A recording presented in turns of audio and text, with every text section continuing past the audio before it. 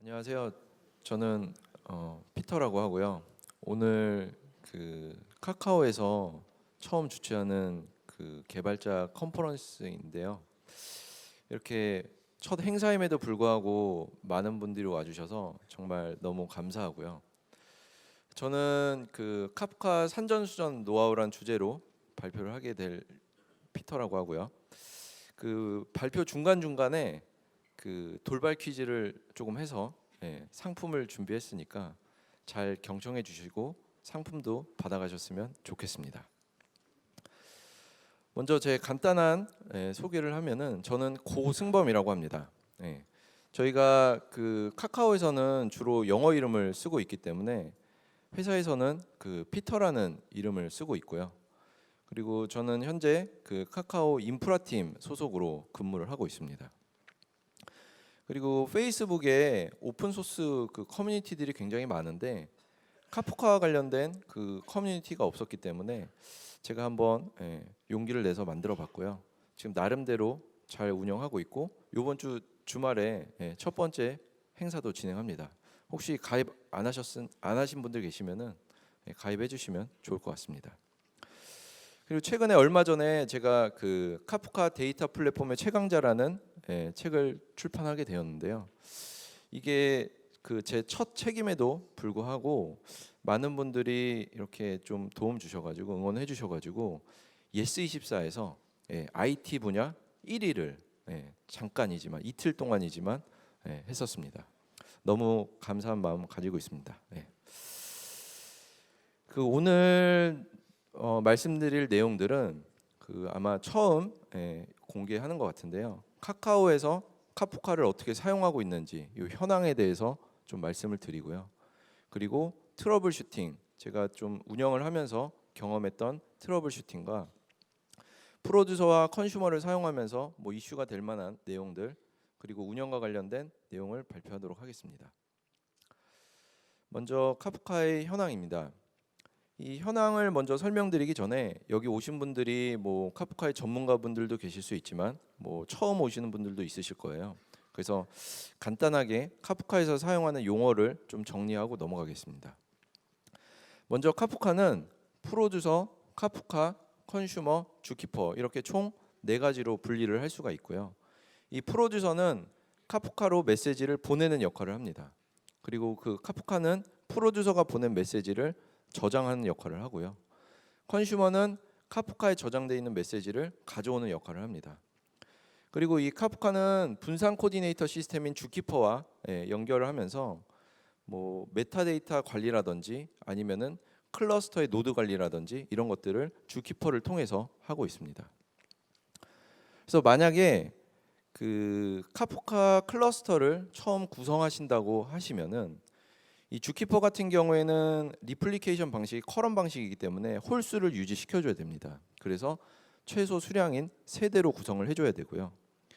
그리고 카프카 같은 경우에는 리플리케이션 방식이 커런 방식이 아니에요. 그래서 홀수든 짝수든 전혀 상관이 없지만 이제 리플리케이션 팩터를 최소 이제 3으로 유지를 하는 경우가 많기 때문에 최소 브로커 수를 카프카 수를 3대로 하시는 게 좋습니다. 그래서 총 최소 6대의 서버가 필요하게 되고요.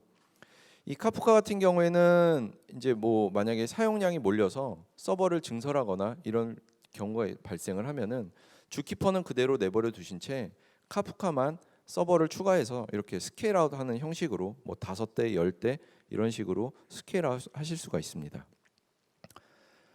카카오에서는 전사 공용 카프카로 운영을 하고 있는데요.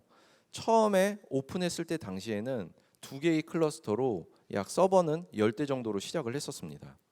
근데 지금 오늘날에 이르러서는 7개의 클러스터로 약 한 130여 대 정도의 서버를 운영을 하고 있습니다. 그리고 이 130여 대의 서버는 카카오에서 IDC를 이제 여러 군데를 사용하고 있는데요. 메인으로 사용하고 있는 IDC 2곳에 집중을 해서 각 IDC마다 주키퍼 세트를 하나씩 두고요. 그 주키퍼 세트와 카프카 클러스터를 연결해서 총 7개의 클러스터를 운영을 하고 있습니다. 그리고 이 서비스들은 뭐 저희 카카오에서 뭐 많은 분들이 알고 있는 뭐 다음 검색이라든지 뭐 웹툰 그리고 카카오톡, 카카오 내비 이런 모든 서비스들이 이 공용 카프카 클러스터 130여 대의 클러스터를 거의 모두 이용하고 있다고 보시면 됩니다. 그래서 이러한 카카오 서비스들이 하루에 이 카프카를 통해서 처리하고 있는 메시지 건수는 숫자 보면은 뭐 사실 세기도 약간 힘드시죠? 약 한 2,600억 개의 메시지를 하루에 처리하고 있습니다. 이게 약간 수치가 가늠이 잘 안 오는데 요거를 초당으로 따져보면은 초당 한 300만 건의 메시지를 쉬지 않고 계속 처리하고 있다고 보시면 됩니다. 그리고 그 카프카로 들어오는 데이터 사이즈를 보게 되면 하루에 240테라바이트 정도의 데이터가 카프카를 통해서 데이터가 들어오게 되고요. 그리고 반대로 하루에 370테라바이트 정도의 되는 사이즈가 카프카를 통해서 바깥으로 나가게 됩니다. 카프카 같은 경우에는 하나의 토픽을 기준으로 프로듀서가 메시지를 보내고 이제 여러 컨슈머들이 붙어서 이렇게 가져가는 구조가 일반적인데 이렇게 인보다 아웃이 뭐 1.3배, 4배, 5배 많은 요 수치를 보면 카프카를 잘 활용하고 있다는 것을 알 수가 있습니다. 그리고 제가 자료를 좀 만들기 위해서 요 가동률이라는 걸 한번 계산을 해봤습니다. 저희가 카프카를 운영한 지는 한 2년 정도 운영을 하게 되었는데요. 뭐 크게 한 클러스터 전체가 좀 이슈가 생겼던 거는 한 2건 정도가 있었습니다.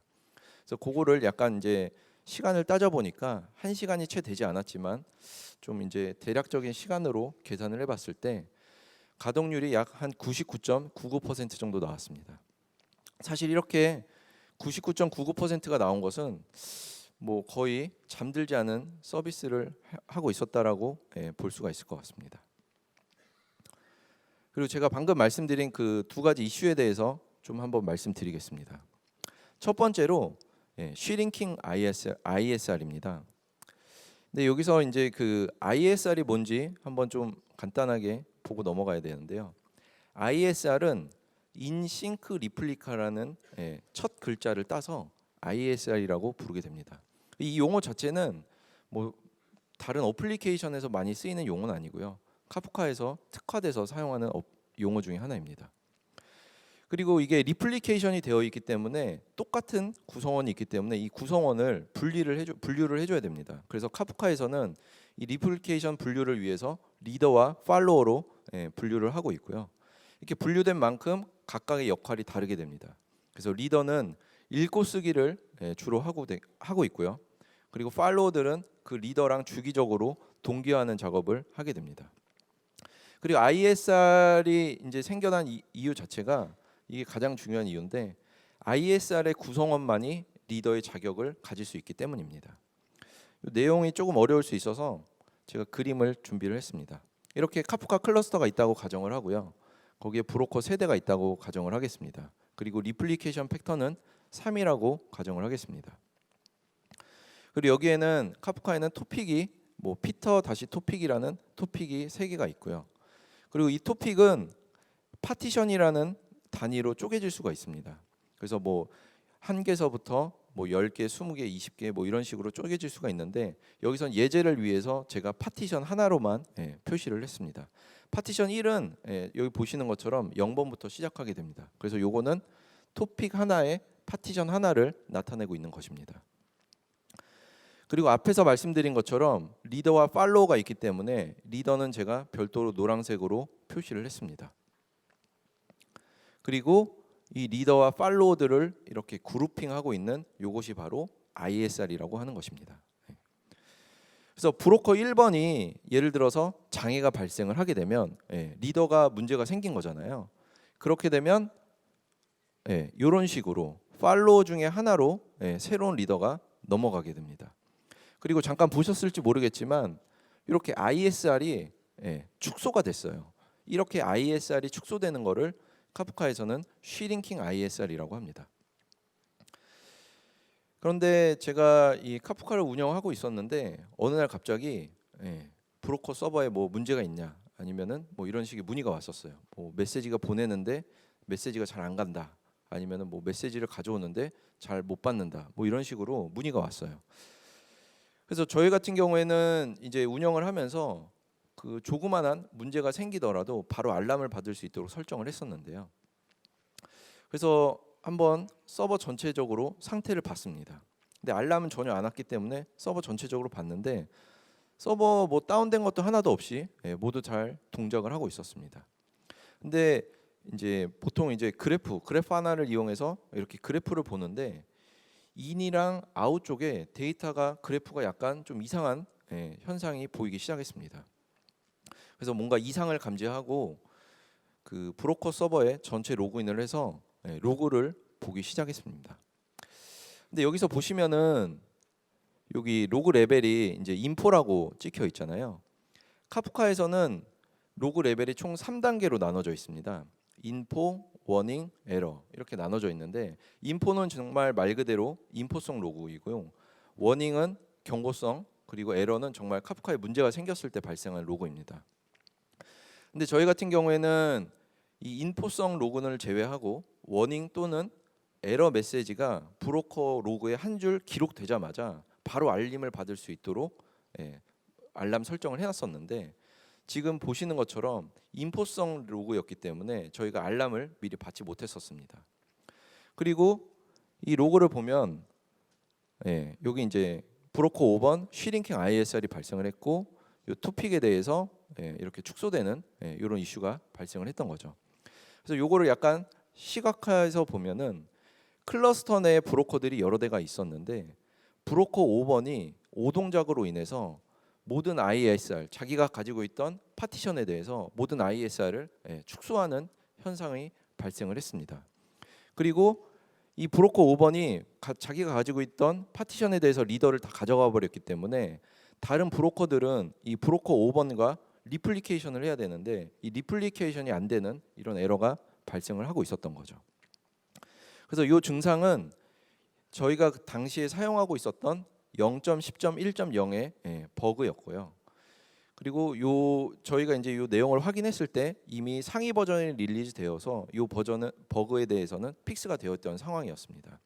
근데 여기서 한 가지 말씀드리고 싶은 거는 브로커에서 로그가 워닝 또는 에러 로그만 이렇게 감지를 한다고 하더라도 이렇게 인포 로그가 왜 발생했는지에 대해서 조금 더 한번 고민을 해보시면 나중에 이슈가 생기더라도 트러블 슈팅하는데 도움이 되실 것 같습니다. 그래서 저희는 결국에는 이 버전을 버리고 상위 버전으로 업그레이드를 해야 되는데 이 카프카에서 버전 업그레이드를 하는 방식은 두 가지가 있습니다.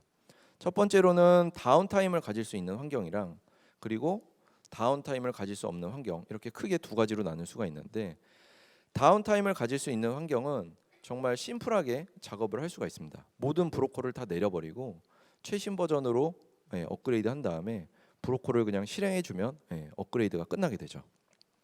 하지만 아마 일반적인 보통의 상황들이 다운타임을 가질 수 없는 환경일 거예요.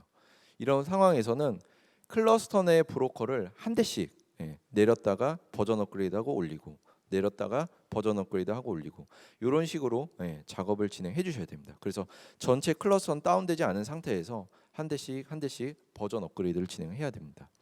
그래서 카카오에서는 크리티컬한 이슈가 방금 아까 그런 버그 같은 이런 일들이 발생을 하거나 아니면 카프카에 새로운 신규 기능이 추가되어서 그 기능을 써야만 하는 경우 이럴 때를 다운타임 없이 버전 업그레이드를 진행을 하고 있습니다. 그리고 두 번째 이슈는 전원 이슈였는데요. 일반적으로 그 서버들을 저희 같은 경우에는 IDC에 이렇게 두게 됩니다. 그리고 그 IDC에는 렉이라고 불리우는 공간에다가 서버를 두게 되는데 렉은 뭐 이런 선반 같은 개념이라고 생각을 하시면 됩니다. 좀 더 자세히 보면 이런 식으로 이렇게 렉 1, 2, 3이 있습니다. 그리고 이 렉 1, 2, 3에다가 이제 원하는 서버들을 이제 자유롭게 꽂게 되는 거죠. 뭐 브로커 서버, DB 서버, 웹 서버 뭐 이런 식으로 렉에다가 서버를 꽂게 됩니다. 근데 카프카 같은 경우에는 이제 클러스터 개념이기 때문에 세 대가 있다고 가정을 해보고 그 브로커 1, 2, 3을 렉 1번에다가만 몰아놨다고 가정을 해보겠습니다. 사실 이렇게 구성을 하게 되면은 렉 1번이 문제가 생기게 되면 클러스터 전체가 다운되는 문제가 생기게 됩니다. 그렇기 때문에 각 렉마다 브로커 서버를 분산해서 한 대씩 배치하는 것이 효율적인 배치입니다. 근데 저희가 그 렉 전원 장애가 발생을 했다고 말씀을 드렸는데 IDC에 렉 전원 장애가 발생했을 때 렉 한 열이 그러니까 약 한 15개 정도의 렉의 전원이 한 번에 다다다다닥 전원이 나간 상황이에요. 그러니까 그 렉 15개 내에 클러스터가 저희가 클러스터가 뭐 한 10개 뭐 이렇게 구성이 돼 있었는데 거기에 렉 전원이 전부 다 나가면서 모든 브로커가 다운되는 상황을 겪게 된 것이죠. 그래서 이렇게 모든 브로커가 다운되는 경우가 흔하진 않지만 이런 경우에 대해서도 한 번쯤은 고민을 하셔야 됩니다. 그래서 그거에 대해서 한번 말씀을 드리겠습니다. 이렇게 렉 1, 2, 3이 있고 거기에 브로커 1, 2, 3이 있다고 가정을 해보겠습니다. 그리고 거기에 피터 다시 토픽이라는 게 있고 메시지 A를 가지고 있다고 가정을 해보겠습니다. 그리고 아까 말씀드린 것처럼 노란색은 리더고 팔로워 2개가 있다고 가정을 하겠습니다. 근데 여기서 렉 1번에 전원 장애가 발생을 한 거예요. 이렇게 전원 장애가 발생을 하게 되면 팔로워에게 새로운 리더가 넘어가게 되고 다음 메시지인 B라는 메시지를 받게 됩니다. 그리고 렉 2번도 전원 장애가 발생을 했고 다음 리더인 마지막 브로커로 리더가 넘어가게 됩니다. 그리고 마지막 브로커는 다음 메시지인 C라는 메시지를 받게 됩니다. 근데 하나 남은 브로커도 역시 전원 장애를 피해갈 수는 없습니다. 렉 3번에 전원 장애가 발생을 하게 됩니다. 그럼 전원 장애가 발생한 이후에 렉 3번이 가장 먼저 복구가 되게 되면 마지막 리더가 그냥 바로 새로운 리더가 되는 거죠. 계속 이어지는 리더가 되는 거죠. 그러고 나서 다음 메시지인 D라는 메시지를 받게 되고 나머지 장애에 빠져 있었던 브로커 2번과 1번이 복구가 됐을 때 이미 브로커 그 리더가 있기 때문에 그 리더로부터 모든 메시지를 동기화하게 됩니다. 결국에는 그 전원 장애로 인해서 모든 브로커가 다운됐음에도 불구하고 메시지 손실은 하나도 없게 되는 현상이 있습니다. 하지만 가장 먼저 다운됐었던 브로커 1번이 가장 먼저 복구가 됐다고 가정을 해보겠습니다. 그리고 이 브로커 1번이 바로 리더가 아무도 없기 때문에 즉시 리더의 역할을 하게 됩니다. 그러고 나서 메시지 D를 받게 되는 거죠. 다음에 렉 2번과 3번의 문제가 해결돼서 이제 브로커가 올라왔을 때 이미 브로커 1번이 리더 역할을 하고 있기 때문에 모든 메시지를 리플리케이션 하게 됩니다. 결국 메시지 B와 C는 손실되게 되는 겁니다. 사실 여기에서는 그 서비스의 이제 영속성을 우선시할 건지 아니면 데이터의 정합성을 우선시할 건지 이 선택의 문제지 정답이 있는 것은 아닙니다. 근데 마지막 리더를 기다리는 옵션으로 설정을 해서 사용할 경우에 이렇게 모든 클러스터가 다운됐음에도 불구하고 메시지 손실을 없게 할 수가 있습니다. 하지만 우리는 최악의 시나리오도 고려를 해야 됩니다. 만약에 마지막 리더였던 서버가 전원장애 이후에 올라오지 않는 상황도 고려를 해야 되는 거죠. 뭔가 메인보드가 문제가 있다든지 아니면 뭔가 파워 서플라이가 문제가 있다든지. 그래서 만약에 올라오지 않게 되면 다른 팔로워들은 이미 올라와 있는데도 마지막 리더가 올라오지 않기 때문에 장애 시간이 계속해서 길어질 수가 있습니다. 그래서 저희 카카오에서는 전사 공용으로 사용하고 있기 때문에 장애가 발생을 했을 때 최대한 장애 타임을 줄이고 빠르게 서비스에 투입되는 것이 최우선이었습니다. 그래서 저희 같은 경우 이런 렉 전원 장애가 발생을 했을 때 서비스의 영속성을 우선시했기 때문에 일부 메시지는 손실이 되었고 대신에 빠른 서비스 투입이 가능했었습니다. 그래서 이런 사항을 잘 고려하셔서 용도에 맞게 카프카를 운영하시면 사용하시는 데 도움이 될 것 같습니다. 다음은 프로듀서와 컨슈머입니다. 먼저 프로듀서에 대해서 말씀을 드리겠습니다. 이 프로듀서는 그 파티션의 리더로 메시지를 전달하는 역할을 하게 되고요. 그리고 메시지를 전달할 때 이게 특정 파티션 또는 랜덤 파티션으로 전송을 하게 됩니다. 그리고 빠른 전송 속도가 보장이 되어야 되고요. 그리고 효율성이 좋은 배치 처리가 가능합니다. 그리고 설정을 통해서 배치 크기나 지연 시간 이런 것들이 조정이 가능합니다. 제가 그 배치나 뭐 이런 지연 시간 등을 설정을 통해서 할 수가 있는데 이 에크도 그 프로듀서가 할 수 있는 설정 중에 하나입니다. 그런데 이 에크 같은 경우에는 메시지 손실과 직접적인 관련이 있는 옵션 중에 하나입니다. 그래서 저는 이 프로듀서에서 에크 옵션이 가장 중요하다라고 생각을 하고 있고요. 그 에크의 값은 0, 1, 올 이렇게 총 세 가지가 있습니다. 에크 0은 매우 빠르게 전송할 수 있지만 파티션의 리더가 받았는지 확인을 하지 않습니다. 무슨 얘기냐면 내가 메시지를 보내고 난 다음에 상대방이 받았는지 확인을 하지 않고 바로 보내고 나의 역할은 끝난 거예요. 바로 다음 메시지를 보내게 되는 거죠. 그래서 이거 같은 경우에는 메시지 손실 위험이 되게 높습니다. 근데 이게 비율로 따지게 되면은 사실 뭐 브로커도 아까 보신 것처럼 99.99% 거의 다운되지 않잖아요. 프로듀서도 거의 다운되지 않고 계속 쏘기 때문에 뭐 퍼센테이지로 따지면 그렇게 막 큰 수치가 나는 것은 아닙니다. 다음은 에크 1입니다. 메시지 전송도 빠른 편이고 그리고 요거는 파티션의 리더가 받았는지 내가 보낸 메시지를 받았는지 확인을 합니다. 가장 많이 사용되는 옵션 중에 하나고요. 그리고 최근에 사용되는 뭐 로그스탯이 파일 비트 이런 어플리케이션의 대부분의 기본값이 이 에크 1로 사용을 하고 있습니다. 그리고 마지막으로 에크 5입니다. 메시지 전송은 가장 느리지만 이 메시지 전송이 가장 느린 이유는 팔로우도 메시지를 받았는지 확인을 하기 때문입니다. 하지만 그렇게 느린 상태지만 손실 없는 메시지 전송이 가능합니다. 근데 여기서 한 가지 좀 약간 의아한 궁금증이 있으실 수 있어요.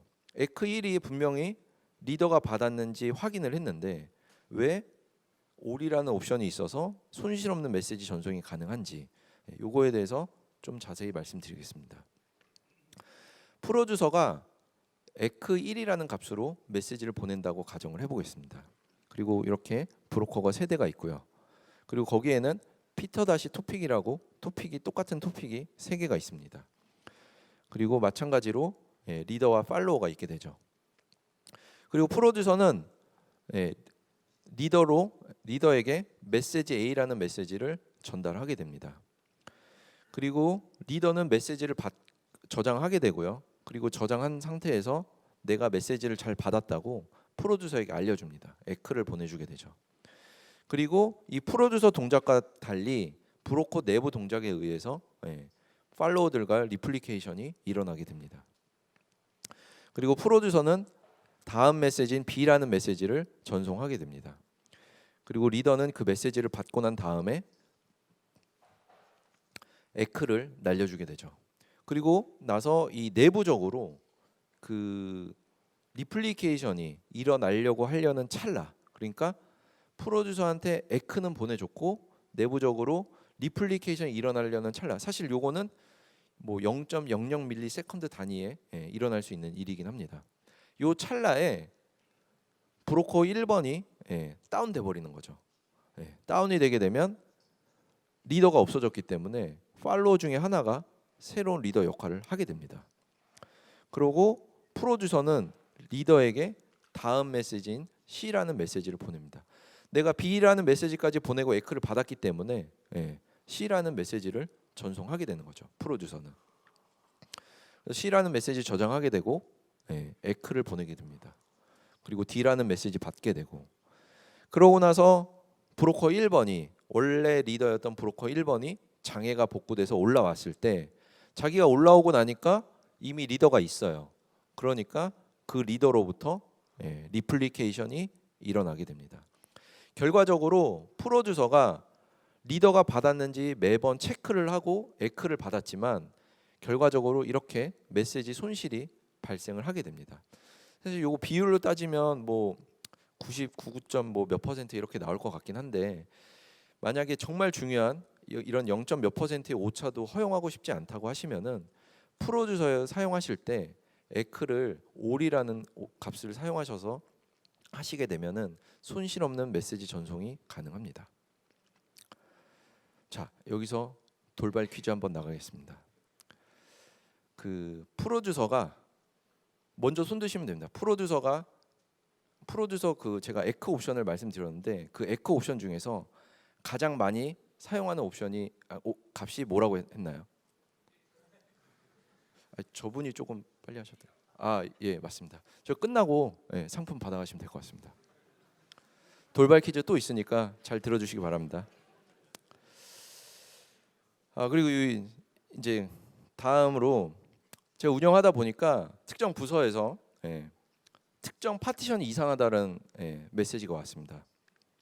그래서 뭐 브로커에 문제가 있는 거 아니냐 뭐 이런 식으로 얘기가 왔는데 제가 상태를 보니까 모든 상태는 이상한 것들이 전혀 없었어요. 뭐 브로커도 이상이 없었고 다른 토픽들도 이상이 전혀 없었어요.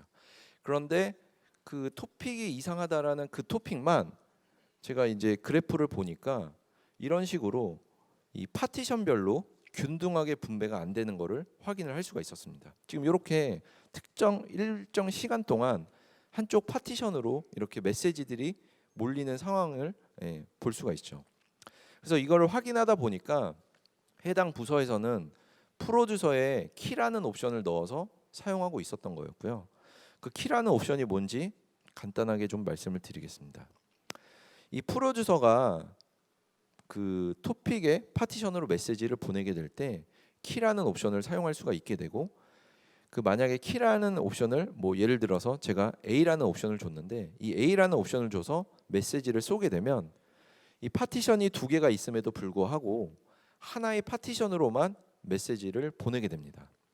그래서 그 메시지 내용 자체는 중요하지 않아요. 대신에 그 키값이 A라고 시작되는 키값만 정해주게 되면 A라는 키값은 특정 파티션의 하나의 파티션으로만 메시지를 전송하게 됩니다. 그런데 이 키값 자체가 그 필수 값이 아니에요. 그렇기 때문에 이렇게 만약에 키값을 주지 않게 되면 none이라고 표시가 됩니다. 그래서 키값을 빼버리면 그 파티션의 그 토픽의 파티션으로 랜덤하게 라운드 로빈 형태로 균등하게 분배해서 보내게 됩니다. 그래서 여기처럼 이렇게 none이라고 나오게 되고요. 메시지를 균등하게 보내게 되죠.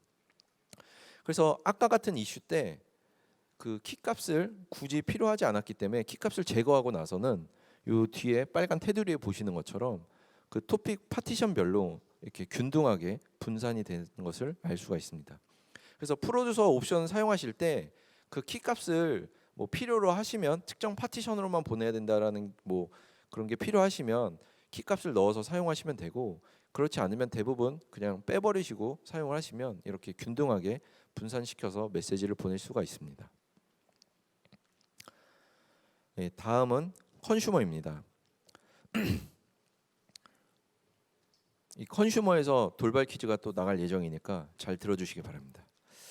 이 컨슈머는 그 파티션의 리더에게 패치 요청을 하는 역할을 합니다.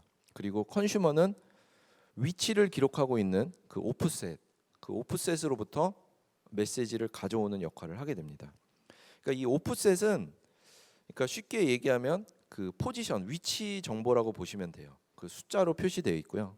그래서 컨슈머는 메시지 내용을 보고 가져오는 게 아니라 저기 그 오프셋이라고 불리는 자리 번호를 보고 메시지를 가져오게 됩니다. 그리고 컨슈머의 목적은 컨슈머가 가능한 최대 속도로 가져올 수 있도록 하는 것입니다. 이게 무슨 얘기냐면 프로듀서는 그 프로듀서가 카프카로 메시지를 보낼 때는 푸시 방식이에요. 그래서 프로듀서가 자기가 쏘는 속도에 따라서 카프카가 받아주는 방식이고요.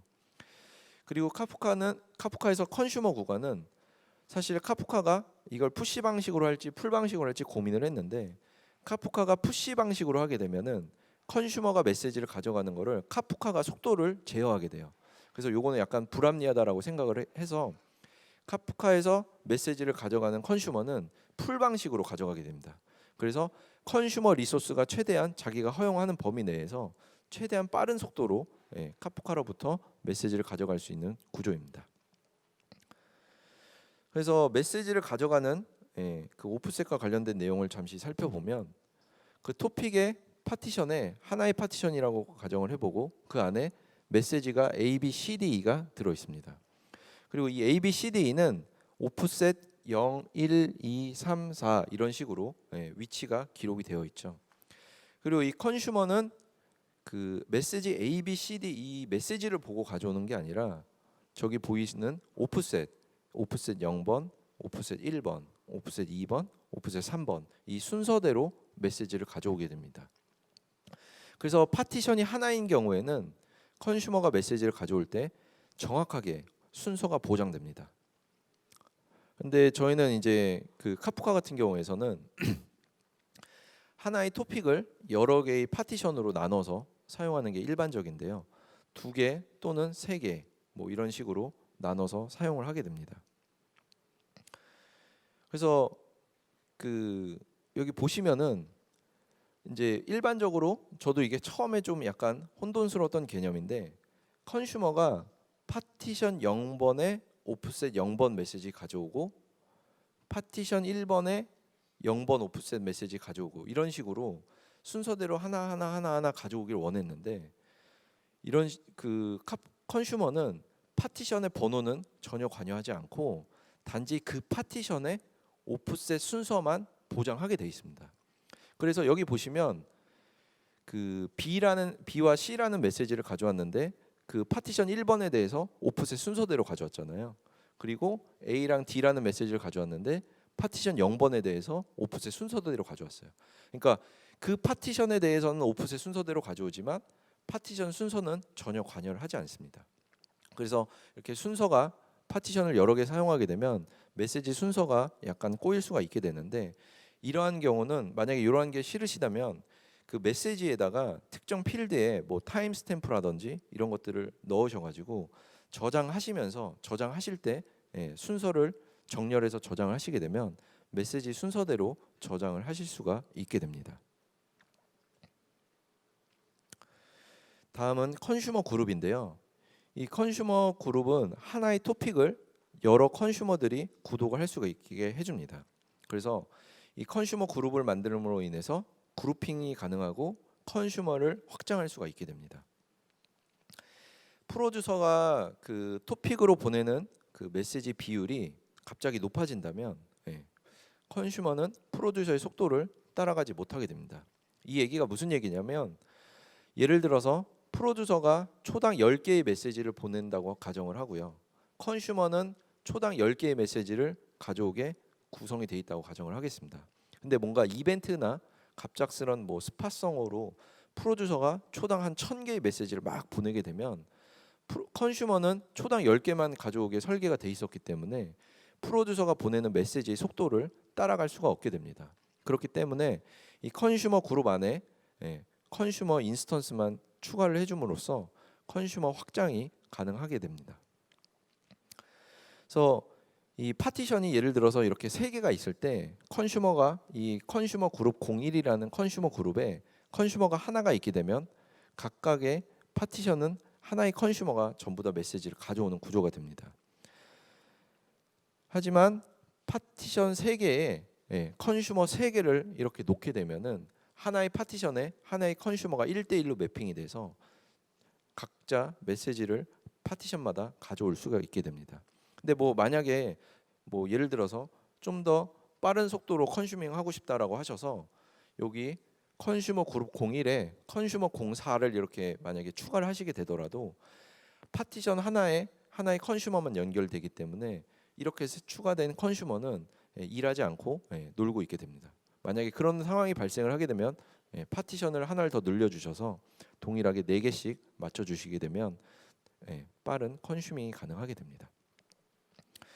그리고 이 컨슈머 그룹을 사용하기 때문에 이 멀티 컨슈머라는 개념이 가능하게 됩니다. 이 그림에서 보시는 것처럼 피터 01이라는 하나의 토픽에 컨슈머 그룹, 컨슈머 다시 하둡, 컨슈머 다시 ES 각각의 컨슈머 그룹이 하나의 토픽에 대해서 메시지를 가져올 수가 있게 됩니다. 그런데 이 컨슈머 그룹마다 뭐 오프셋을 별도로 관리하고 있기 때문에 서로 전혀 다른 영향 간섭을 받지 않고 각자의 역할을 할 수가 있게 됩니다. 그리고 컨슈머에서 이제 중요한 개념 중에 하나가 렉이라는 게 있는데요. 이 렉이 뭔지 한번 설명드리겠습니다. 프로듀서는 그 카프카로 10개의 메시지를 보내게 됩니다. 그리고 10개의 메시지를 보내고 컨슈머가 10개의 메시지를 가져오게 되면 이럴 때는 렉을 0이라고 표현을 합니다. 그리고 프로듀서가 10개의 메시지를 보냈는데 컨슈머가 5개의 메시지밖에 못 가져갔어요. 그러면 이런 거를 렉 5라고 표현을 하게 됩니다. 결국 렉이라는 지표는 프로듀서가 메시지를 보냈고 컨슈머가 얼마나 밀리지 않고 메시지를 가져가고 있느냐를 볼 수 있는 중요한 지표 중에 하나입니다. 그래서 이 렉이라는 것을 꼭 반드시 모니터링을 해야 되는데 카프카에서 제공해주는 커맨드로 이 렉이란 지표를 모니터링할 수도 있지만 그 카프카를 탄생시킨 링크드인에서 오픈 소스로 버로우라는 것을 공개했습니다. 그래서 이 버로우는 HTTP 형식으로 내가 응답 요청을 날리고 응답은 제이슨 형태로 이런 식으로 받을 수가 있게 되고요. 그리고 컨슈머 그룹의 스테이터스 정보, 상태 정보라든지 아니면 현재 렉이 얼마나 있는지 이런 정보들을 보실 수가 있습니다. 그래서 만약에 뭐 렉에 대한 모니터링이 꼭 필요하시다고 하시면은 뭐 이런 툴을 이용하셔서 사용을 하시면 도움이 될 것 같습니다. 여기서 돌발 퀴즈 하나 나가 있습니다. 이 컨슈머를 사용할 때 그 프로듀서가 보낸 메시지를 얼마만큼 밀리지 않고 받을 수 있는지 요거를 봐야 되는 중요한 지표가 있는데 그 지표를 뭐라고 할까요? 여기 소리까지 쳐주셔가지고 예, 정답이고요. 이따가 끝나고 오시면 상품 드리도록 하겠습니다. 그리고 운영과 관련된 내용이 또 있는데요.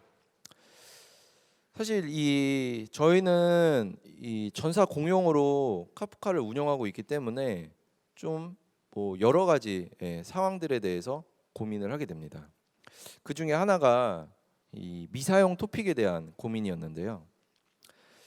이게 이제 저희 같은 경우에는 이 카프카 클러스터를 만들어 놓고 이제 각각의 서비스 부서별로 뭐 토픽만 만들어 주세요라고 해가지고 토픽만 만들어주고 그 클러스터를 이제 전체적으로 공통으로 사용을 하고 있는데 이게 추가해달라는 요청은 자주 오는데 이게 뭔가 바뀌거나 뭐 토픽 이름을 뭐 다른 걸 또 바꾸거나 뭐 이러면은 이 삭제에 대한 요청은 거의 오지 않아요. 그렇다고 해서 제가 그때마다 개발 부서에 요청을 해서 이 토픽 사용하지 않는 것 같은데 뭐 맞나요? 뭐 이렇게 재차 확인할 수도 없잖아요. 그래서 좀 좋은 방법이 없을까라고 고민을 좀 했었고요.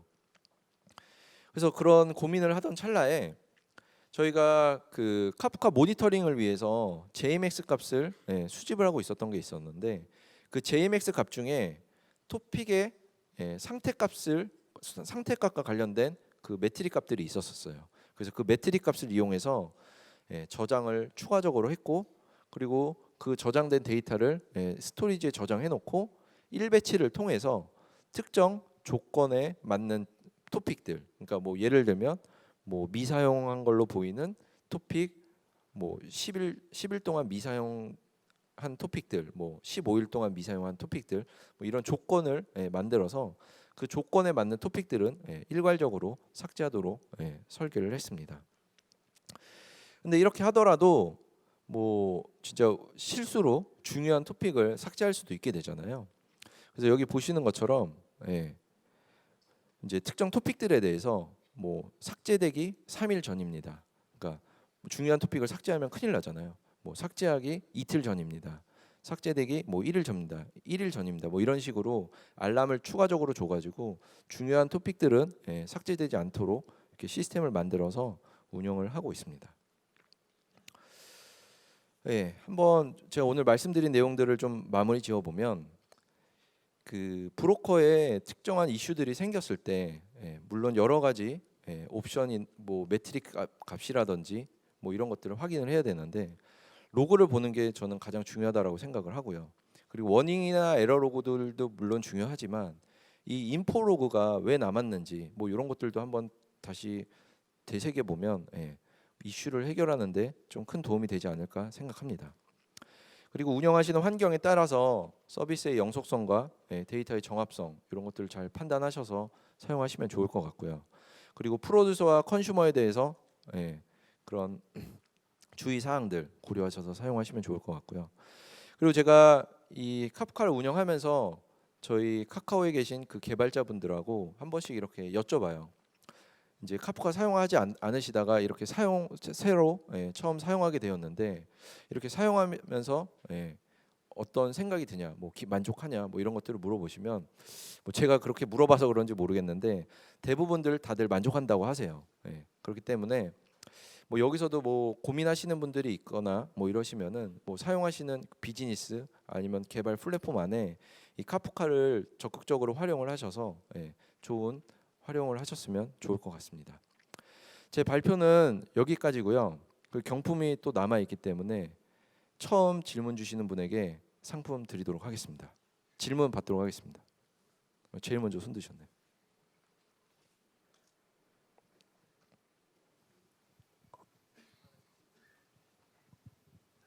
네, 안녕하세요. 저는 11번가에서 일하고 있는 안병학이라고 합니다. 질문 간단하게 3개 정도 있는데요. 세 우선 개요?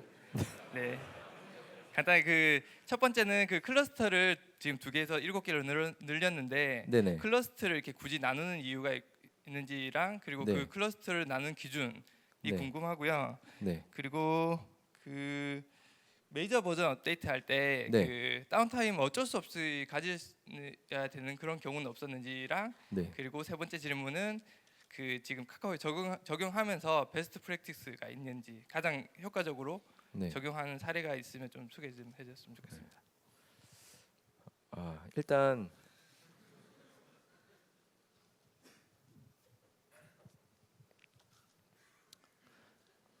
버전 업그레이드가 먼저였나요?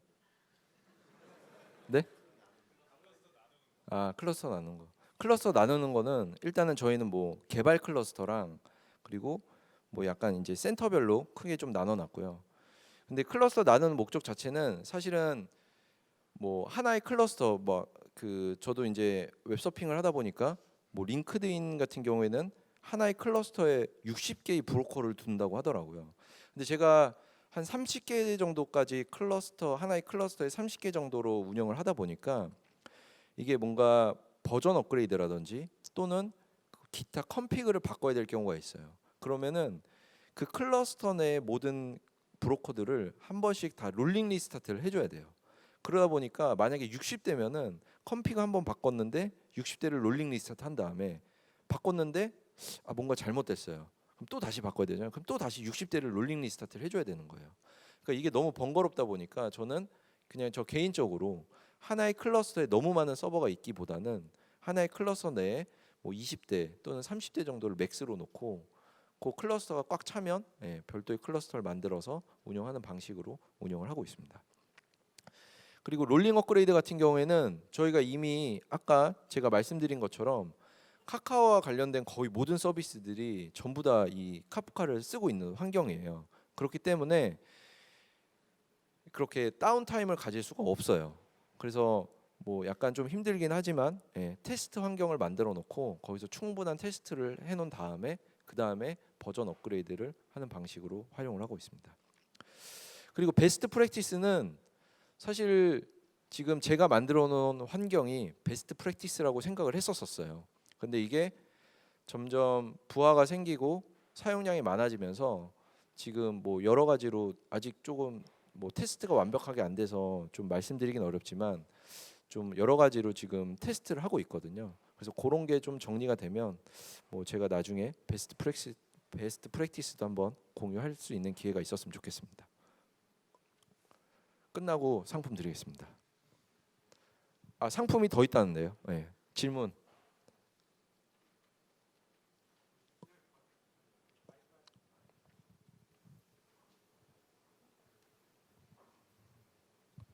감사합니다. 발표 잘 들었습니다. 네. 다른 게 아니고 한 클러스터 내에서 네. 토픽이 적정한 수가 좀 궁금한데 예를 들면 네. 토픽의 수가 어느 정도 적정 그 제한이 있는 건지 아니면 장비의 그냥 네트워크 밴드위스가 병목인 건지 좀 한 클러스터에 가질 수 있는 적정한 토픽 수나 그런 것들이 좀 궁금하거든요. 그거는 이제 클러스터의 서버 대수나 뭐 서버 스펙에 따라서 조금씩 다를 수는 있는데요. 그 저희 같은 경우에는 지금 한 클러스터에 많은 토픽이 있다고 하더라도 500개 미만이에요. 그런데 뭐 제가 저희 서비스 부서에서 또 이제 별도로 운영하시는 분들도 계시고 하는데 그때 뭐 2,000개인가 3,000개가 있었다고 하는데 그러니까 부하 같은 게 있었다고 하더라고요. 근데 사실은 그 토픽이 있음으로 인해서 그 뭐 리플리케이션이나 뭐 이런 세팅을 다 할 거잖아요. 그렇기 때문에 크게 자원을 소비하지 않더라도 그 브로커 내부적으로는 그 토픽을 계속 바라보고 있는 거죠. 메시지 언제 들어오나 이렇게 요청과 이런 것들이 반복이 되기 때문에 뭐 그 불필요한 토픽들은 제가 마지막에 보여드린 것처럼 좀 최대한 삭제해 주시고 너무 많은 토픽은 지양해 주시는 게 좋을 것 같습니다. 네. 이제 시간이 다 돼가지고요. 네? 한 분만 더 받을까요? 저 뒤에 분 그러면.